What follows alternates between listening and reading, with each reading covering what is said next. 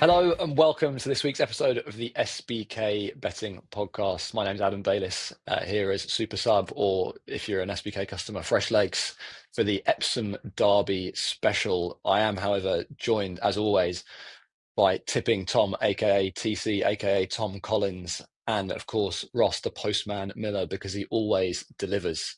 Guys, how are you both? Yeah, I'm really good, mate. I'm looking forward to this weekend. It's one of the best days, well, 2 days, I suppose, in the racing calendar, isn't it? This is where the flat fans thrive. Yeah, I'd agree with that. The Derby has probably been the flat race that grabbed me. I can remember Saki, Benny the Dip, those sort of years. I would dib in as to the flat racing as a kid and sort of watch the Derby. But I'm looking forward to it. I think it's a good weekend of racing. Yeah, sneaky competitive stuff. I think there's been a lot of people bashing the Derby field this year, but with that many runners, it could be really competitive stuff, and I'm looking forward to dissecting it with you both. But first, we need to talk about Friday's action, and we're going to start with the Group One Coronation Cup, where Calandagan is the odds-on favourite. So I'm going to put it to you first, TC. Should he be odds-on, or is there something else lurking in this field? No, I think he should be odds on. I think he's pretty much a good thing to be fair. If he turns up at his best, he should win this race. Last year, he proved that he is one of the best middle distance horses around. I was going to say Europe, but there aren't many overseas. So let's say in Europe, one of the best middle distance horses. He hacked up in the King Edward VII at Royal Ascot. That was a one-horse race. If you take it from the 2 furlong pole, nothing else got close to him. Then he finished second to City of Troy in the Juddmonte, a great run, especially considering how far back in the field he came from, and City of Troy was always well placed. And then he was unlucky to be beaten in the Champion Stakes by Anmart, who got the better of him by around half a length. He subsequently went to Meydan. He wasn't at his best, but the ride was stinky. It smelt very badly. It was a terrible ride. They went all the way to Dubai for that. I mean, come on. Calandagan was the best horse in the race, and he just wasn't given a chance to show it. In this contest, on official figures, he's the best horse. The only question here, Adam, is whether he handles Epsom. That is literally it. If he does, he'll win. If he doesn't, then he could still win, but there might be a shock. But I'll take the fact that he will handle it, and Calandagan's my play. I'm going to ask this now before we start getting into other races, but any concerns about the weather? I mean, I'm not too far from Epsom, and it's been absolutely hammering it down all morning. I mean, Calandagan's fairly ground versatile, right? But any concerns there? For him, I don't think so, especially because this is on Friday. Saturday looks like the worst possible day for weather. So I think when we get into talking about the Derby, then the ground will become crucial. But for Calandagan, I think it'll be fine. Okay, perfect. And Ross, are you seconding TC? Is this just a nailed-on certainty, or anything else here in the Coronation Cup for you? No, I, don't, I echo what TC said. He's the best horse in the race, and the concern is the track. He's also, as T said, okay, might have got a stinky ride, and did get beat a couple of times last year, but he's not a winning machine for all that he's clearly very talented. Then you throw in the fact he's got to cope with the topography of the track. I just would be interested in taking him on. It's probably not a race I'm going to have a serious play in. Jan Brugal, I put him up for the St. Leger last year. I thought he looked like a really promising horse. He was horrible on his return. He just looked like he'd regressed and got so awkward. He's always been a big horse, so initially I wouldn't think the track would suit him. Then you look back at his run last time where he looked hard to steer at times. That's not going to help Ryan Moore, so I'd be against him. So at a big price, and unfortunately it's not 3 places, but you got to me for Rafe Beckett. Really good filly. I don't think she got the best passage through in the Oaks last year. She got posted a bit wide. That meant she raced quite keenly. I think you could upgrade that a degree. I don't think the track was a big problem for her. Then, of course, she went to the Irish Oaks and she was really strong there. I thought powerful at the finish. And then the St. Leger put a line through that. They crawled. She pulled far too hard. They said that she was probably the end of a long season. So she's got to prove that she can do it on a return, but she won a return last year. She won first time out as a 2-year-old, so they can clearly get her ready at home. And we're getting into the mid part of the season now, so these horses are going to have plenty of work on the grass. So 15-1 with SBK. I'd have a small win bet on her. If Calandagan doesn't handle the track, I think she's more likely to serve out to him than Jan Brugal on this sort of track. Yeah, I completely echo your thoughts. I think she's probably got a lot more in hand than her rating says, given that she's off 112 here versus 124 of Calandagan. She's a much better horse than that. So yeah, definitely an interesting runner in the field. Right, moving on to the 4 o'clock, the Epsom Oaks, and I should flag at this point that SBK are offering a 20% winnings boost on the Epsom Oaks. So if you're going to be following TC or Ross in on this, do avail of the 20% winnings boost. T's and C's do apply to that promotion. Right, Desert Flower, 13-8 TC. Is this something that you're going to be taking, or are you interested in Mini Hawk at 7-2? Other Aidan O'Brien runners feature Whirl, Giselle. Tell us where you're going. Yeah, well, Desert Flower is obviously the hype of social media. She has been ever since she won the Guineas, and actually prior to that. Quite a few people seem to be suggesting she is bomb-proof in this race, and I don't think she is. 13-8 is obviously drifting. Her price was shorter than that. I wouldn't be surprised if it continued to drift, in fact, because there are quite a lot of negatives with Desert Flower. If you look at her on paper, 5 from 5, good old Finn, Charlie Appleby, William Buick, inside draw, albeit not ideal. There's a lot to like, but if you dig a little bit deeper into that form, last year she won her first 2 starts against weaker opposition generally. She faced Flight on one of the occasions, but generally weaker opposition. She was precocious. I'm not reading too much into those 2 runs. She then ran in a couple of group races. She won well on both occasions, one by over 5 lengths, one by over a length. If you dig deep into the horses she beat there, she beat 14 combined rivals. They've had 27 subsequent starts, and there have been just 2 victories. The form is not good at all. Those 2 victories, a Dundalk Maiden and a 0-75 handicap at Nottingham. That suggests to me that she was beating trees or horses that weren't showing up in those races. She came out and won the Guineas. She did so well. But she looked like she was beaten at one stage, didn't she? Before re-rallying late in the contest. And again, I just don't think that form was strong. A couple of horses have let it down since. Obviously, Late Victoria's gone on to win, and she looked really good in Ireland. But she didn't show up at Newmarket. That wasn't her run. So I'm not sure what Desert Flower's beaten. She draws gate 1, hard to win from gate 1 at Epsom over this trip. She also is unproven over the distance. I don't know whether she's definitely going to stay. So why would I want to take 13-8 about her? I think Mini Hawk is far more appealing. She handled Chester well, which suggests Epsom should be fine. The trip will be definitely perfect for her. The ground, no problem there. And Ballydoyle know how to win this race. Ryan Moore in gate 2, William Buick in gate 1. Bit of more magic for me, Mini Hawk. Should we spend a few minutes talking about the draw, or is this whole sort of stall 1 hoodoo just something that's been kind of put to bed in recent years? It's an interesting question, isn't it? Adayar obviously won from gate 1. With a bigger field, I think it's more of a negative. So the Derby probably more impactful than the Oaks. But still, I wouldn't want to be there purely because you need to jump and get into a position. And from gate 1, if you miss half a beat, then you're instantly shuffled back. I understand that when you go in the Oaks or the Derby over that trip, you kind of go right first and then left, and you've got plenty of time. But it's just not the right spot, especially because if you're pinned against the fence and you're far back in the field, trying to get yourself out and eradicate yourself from that gap in the home straight is tough with that camber. So, look, I don't think it's terrible. I don't think it's the be-all and end-all, but I also wouldn't want to be in one. I'd rather be elsewhere. Yeah, definitely something worth factoring into your punting plans for the next couple of days. Ross, are you with or against Desert Flower? I gather there's a sort of another Rafe Beckett filly that you're quite keen on here. Yeah, against her, I think TC's nailed it. I think, to use TC's word of the day, she's a stinky price because her form as a 2, I think she beat, is it exactly that she beat Aidan O'Brien's a couple of times?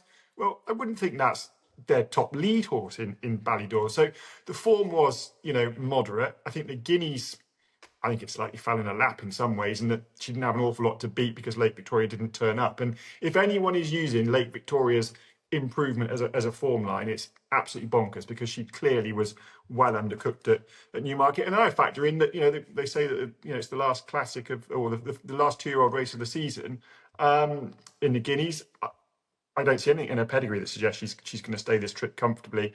Then if you add in a bit of soft ground as well, and the stall. The one thing I would say about the draw is if you've got William Buick or Ryan Moore on your horse, I think you can largely make the draw relevant at times because they are just so much better than the majority of the others riding in the UK, particularly technically and tactically.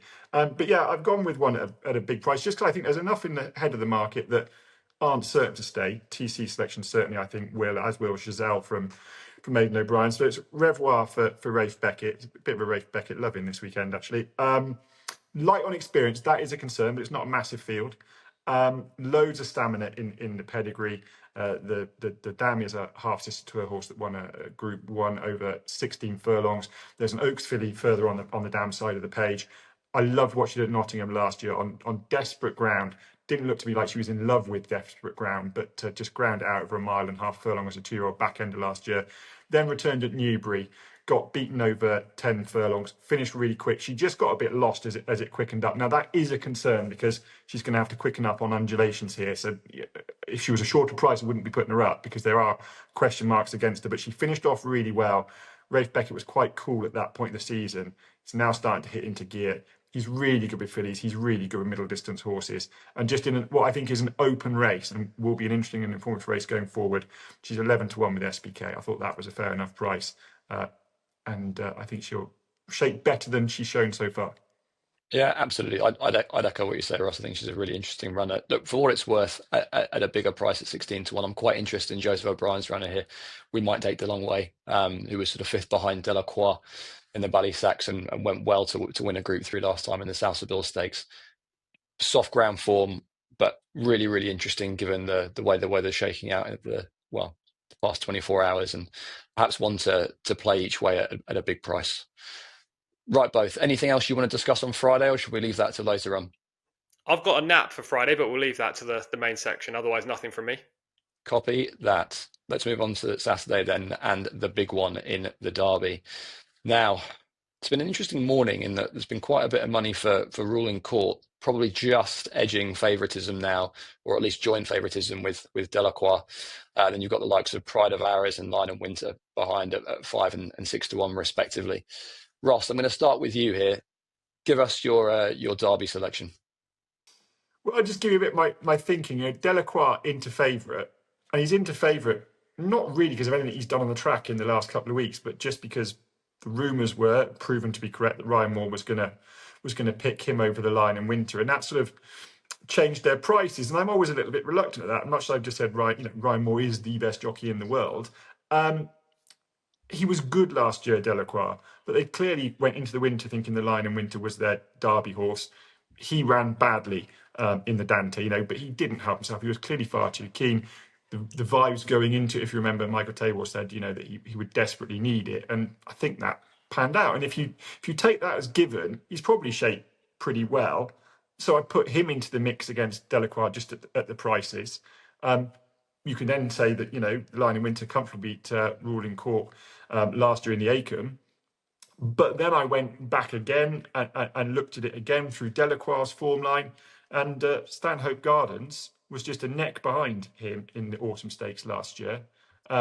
Returned this year with a really smart bit of placing. He basically had a racecourse gallop at Salisbury. Did that very nicely. They said he'd step forward for it. He'll like the soft ground. He handled that really well last year. Loads of stamina by Gaiath. He's 33-2.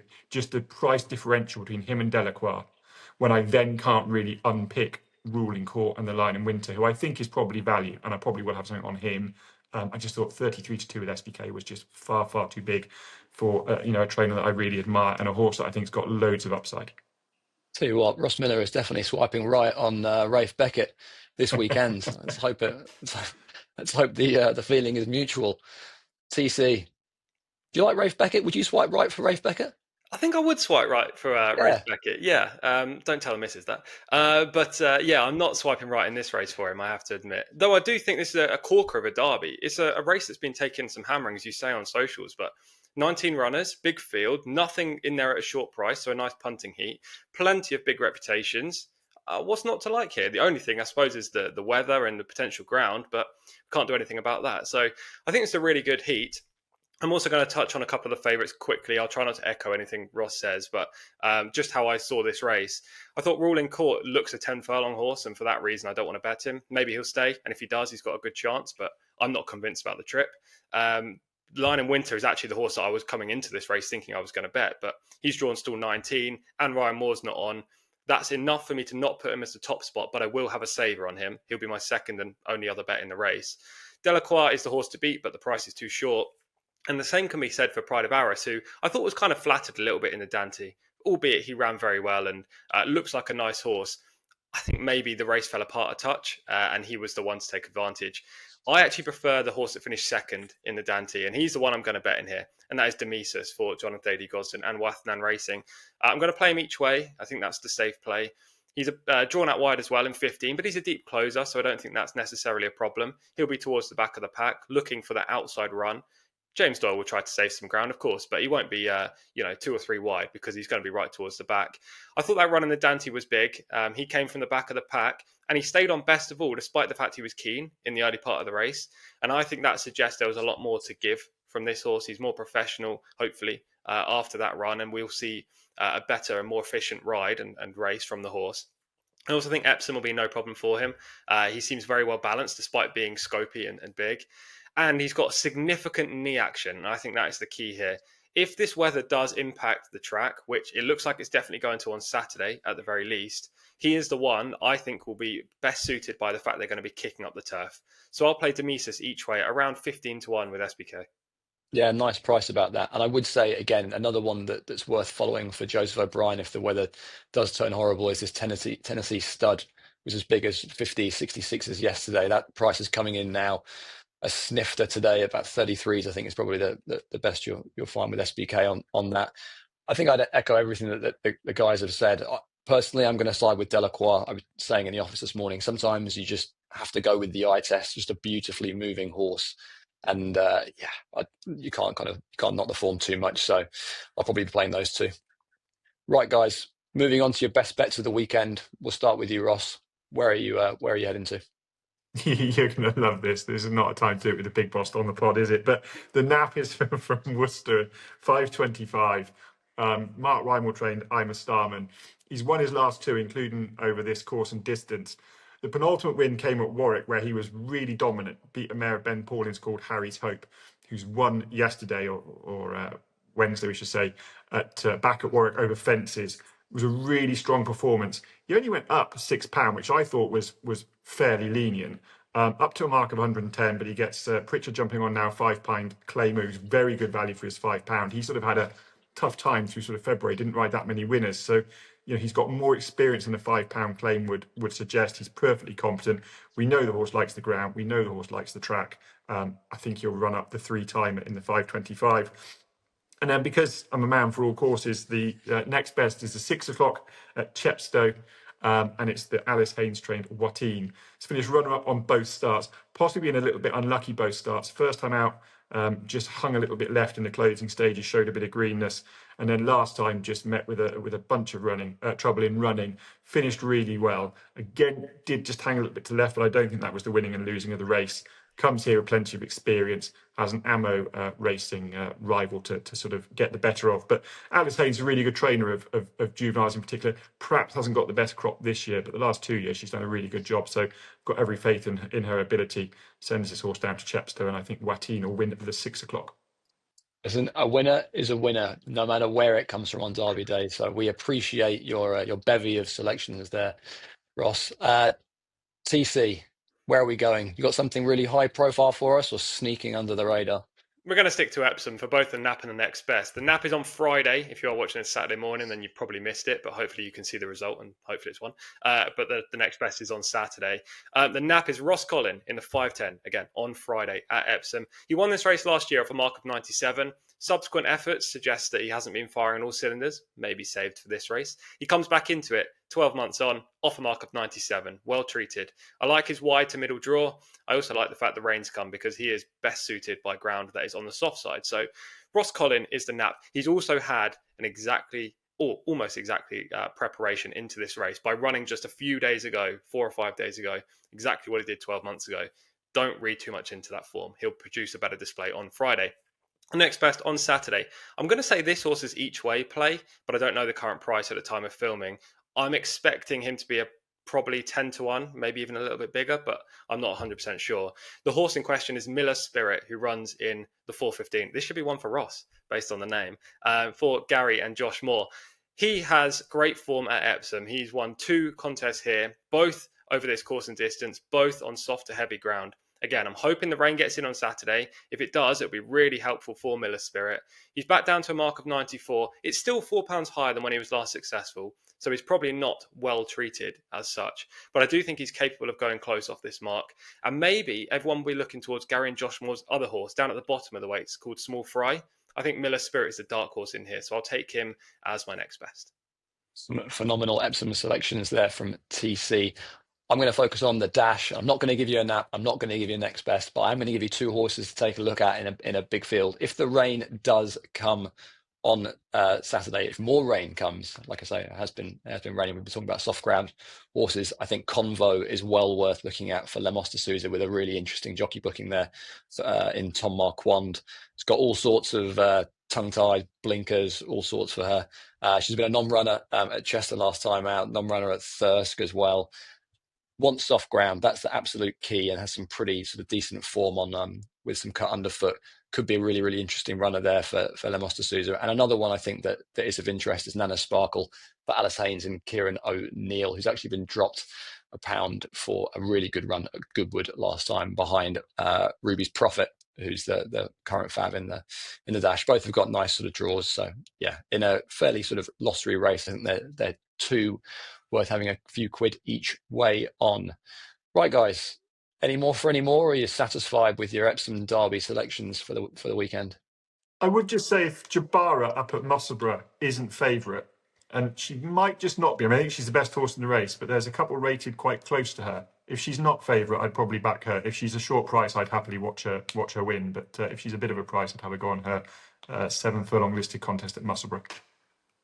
Nothing as such from the UK for me, but I will say it's the Belmont Stakes on Saturday evening at 12:01, Sunday morning, really. And it's Journalism v Sovereignty v Baeza, a brilliant matchup. 3 of the best 3-year-olds we've seen in the US for some time. And Heart of Honour's in there as well for Jamie and Staffy Osborne. So it's definitely a race to watch if you're not done by the end of Epsom. TC, can I push you for a selection in the Belmont, as you've mentioned it? Yeah, Sovereignty is going to be my play. I tried to take Loyalty out of things. He is the horse that I've kind of liked this whole calendar year so far, but I think he's the most talented in the race. He's been prepped for this, whereas Journalism ran in the Preakness. He's the fresh horse, and I'll take him on top. Love it. Well, we appreciate US selections as always. Right, I'm going to run you through some offers. 20% winnings boost, like I said earlier, on the Oaks. That's available. There's a 20% winnings boost on the Derby, which I forgot to mention. Producer Alex is shouting in my ear, has been doing for the last 5 minutes. So I'm going to tell you, 20% winnings boost on the Derby. T's and C's do apply. And for all new SBK customers, there are £40 in free bets when you place your first £10 bet. 18 plus. T's and C's apply. Please gamble responsibly, as always. And we all wish you the very best of luck on a phenomenal weekend of racing that features the Derby, the Oaks, and much, much more. We'll see you soon.